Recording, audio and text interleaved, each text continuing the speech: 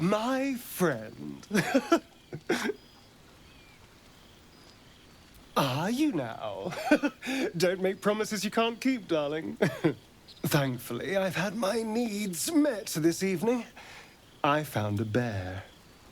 He took a little of my blood. I took all of his. So's any meal worth having.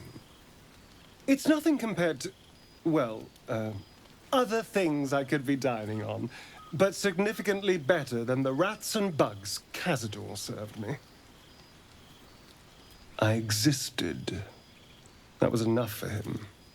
He reveled in having power over me. Because those with power can do whatever the hell they want. Well, yes. You can't look at the world and tell me I'm wrong. Oh, I hope so.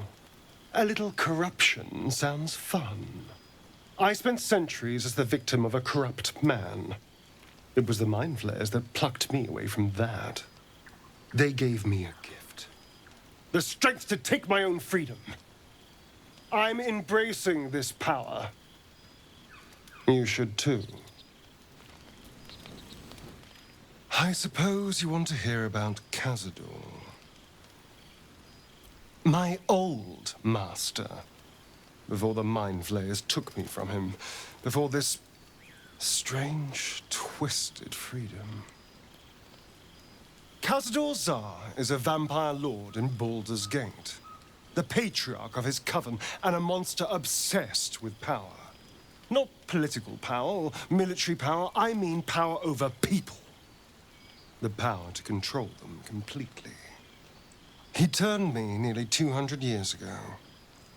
I became his spawn, and he became my tormentor. Not him, no.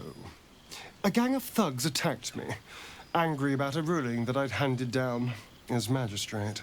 They beat me to death's door when Cazador appeared. He chased them off and offered to save me, to give me eternal life. Given that my choices were eternal life or bleed to death on the street, I took him up on the offer. It was only afterwards I realized just how long eternity could be. A vampire's spawn is less than a slave. They're a puppet. We have no choice but to obey our master's commands. They speak, and our bodies react. It's all part of the deal. Sometimes he'd order us to submit to torture. Sometimes he'd have us torture ourselves. Whatever his weather-vane mood settled on. Thank you. But this isn't about sympathy. It's about knowing what we might be up against.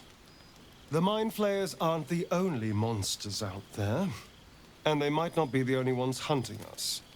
All I'm asking is that you keep your eyes open and watch out for anything lurking in the shadows. What more could I ask? Now, is that all? I won't lie.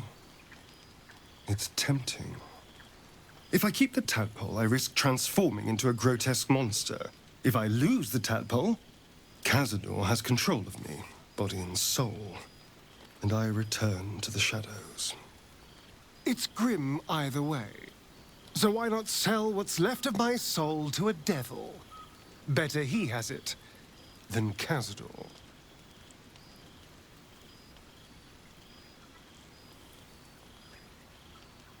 Figuring out what's happening to us, confronting a god called the Absolute, and then finding time to kill my old master before he can control me once more?